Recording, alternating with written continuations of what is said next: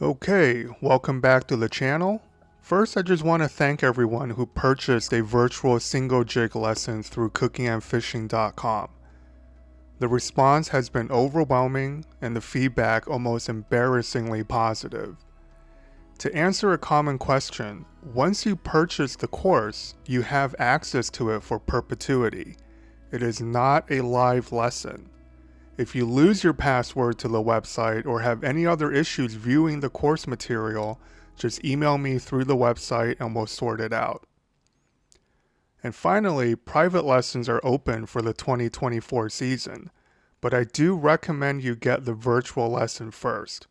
If anything, it will streamline and focus our time on the water if you do decide to book an in-person session afterwards.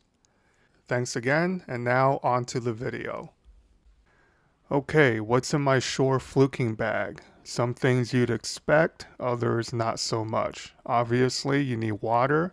Most of the fluking is done in the middle of summer. Here's a little pill bottle that I have a little piece of dry paper towel inside that's to store used jig heads. Then I rinse them off when I get home, along with my reels and some other stuff.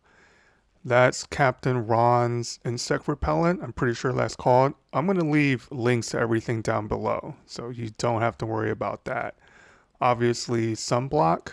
And some of you guys I see out there definitely need this reminder to carry sunscreen. And next up, extra GoPro batteries. I go through 5 or 6 in an outing, so definitely can't forget those. More sun protection. That's the Sun Gator. I did a review on the Hook Sun Gator. Still to this day, probably my favorite one.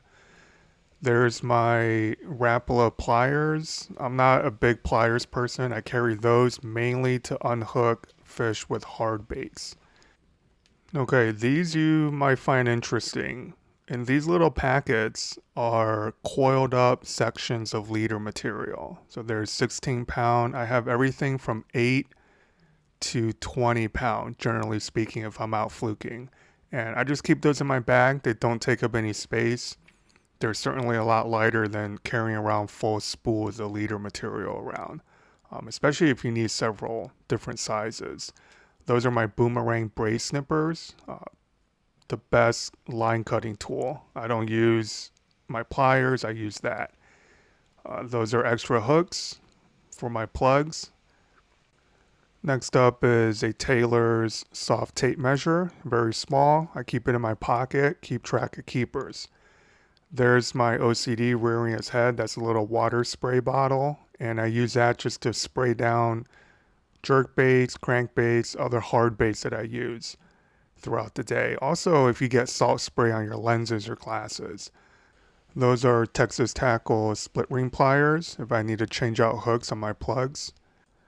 Dr. Slick fine hook file, very important. I'll show you guys how I touch up my hook points later in the video.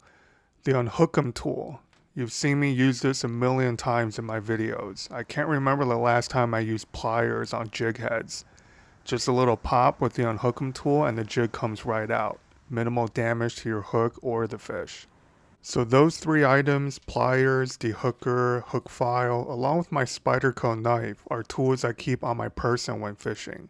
Okay, this little storage box is where I keep all my jig heads and other terminal tackle.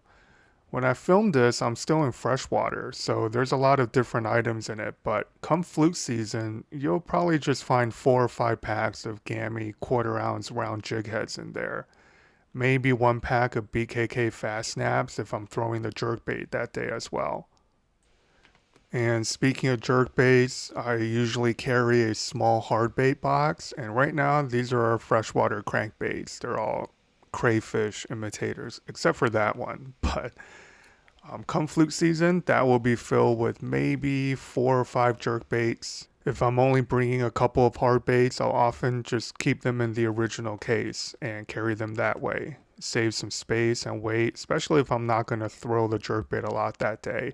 When I have private lessons, it's usually just an hour or 2 after the lesson where I'll go down the beach and see if any fish are willing to hit the jerkbait. Okay, the most important item in any shore fluking pack, your gulp. I carry mine in double Ziploc bags. I don't transfer them into another container. I don't trust the original packaging.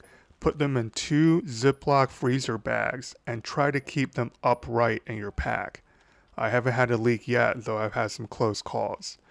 Usually I'll take at least 6 packs of gulp with me, mostly 6-inch jerk shads. If I'm experimenting with hard baits, I'll generally bring at least 2 or 3 packs. Gulp is always on the menu, even if I'm just using it to determine if fish are around before I switch over to a jerkbait or something. Next up is a rain cover I took off my previous Osprey backpack. It doesn't work as well on this one since it's not integrated, but I've had to save my butt a couple of times last summer. Not a bad idea to at least carry a garbage bag so if a storm rolls through, your keys, batteries, vape device, whatever, stays dry. Okay, and speaking of garbage bags, I have a couple in my little Ziploc bag there.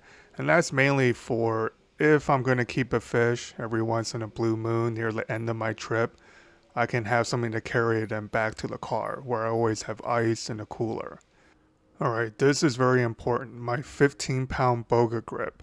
Not everyone needs to carry this, but one of the primary reasons I go fishing is to catch big fish and document them properly. That includes getting an accurate weight and length measurement. It doesn't get more accurate or reliable than a boga grip. I don't want some cheap scale that might give me a false reading or something that could ever run out of power. So boga it is. Now equally important is a standard measuring board. Here's the Rapala fish ruler, something that you can lay your fish on top of. Also something with big numbers that will show up well on camera.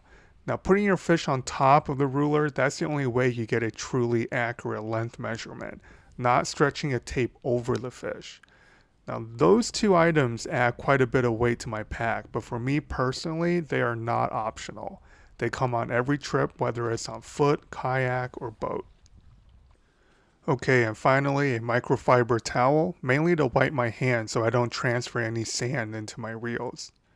Here's a quick look at the bag itself. This Osprey backpack has an internal aluminum stand, and it works surprisingly well even on very sloping beaches. It keeps everything upright, especially my bags of gulp, and makes it so I don't have to bend as deeply to get things in and out of the pack. So there it is, fully loaded. Not a feature most people consider, but I will never go back to a bag that will flop over flat. Now obviously, if I'm fishing piers or jetties, this is an indispensable piece of kit, my telescopic landing net. This one is by Major Craft, and it's a pretty basic model, but it gets the job done, and I've had this one for 3 years and counting now. Okay, the rod holder I talked about on this channel last year. It works very well, except the tubes are too narrow to hold that landing net, which is sort of annoying. I also noticed halfway through the season that the tubes were slightly scratching the paint from the bottom of my reel stems, so some Gorilla Tape around the edges is a simple fix. Now if you notice, I zip tied half a soda bottle to the rod holder, and that's to hold a few plugs to let them air dry after I spray them off with fresh water. So the final slot usually is reserved for my boga grip, although sometimes I do bring 3 setups on the beach. And it works well. I mean, it is super light, much lighter than the PVC rod holder you guys have seen in many videos. Alright, so that's about it for items I carry on 99% of Fluke trips. Here I'll show you how I keep my hooks surgically sharp. They almost never come this way. There's always a little burr on the hook point. So take the finest grit side of your Dr. Slick hook file and gently run the hook point over it, making sure you rotate the hook to hone several different angles. Now this is least important when using gulp on a jig head, but every now and then you'll get a big finicky fish that blows your bait out quickly. A sticky sharp hook point gives you that chance the hook will catch something on the way out of the fish's jaws. Okay, not the most riveting subject, but I've had a few requests for this type of video, so there you go. Everything you need and many things you don't for a day's worth of fluke fishing from shore. Fluke season is around the corner. Check out cookingandfishing.com for those of you interested in deep diving into the single jigging technique. I look forward to uploading more entertaining videos on this channel throughout the season. Thanks for watching, and I'll catch you on the next one.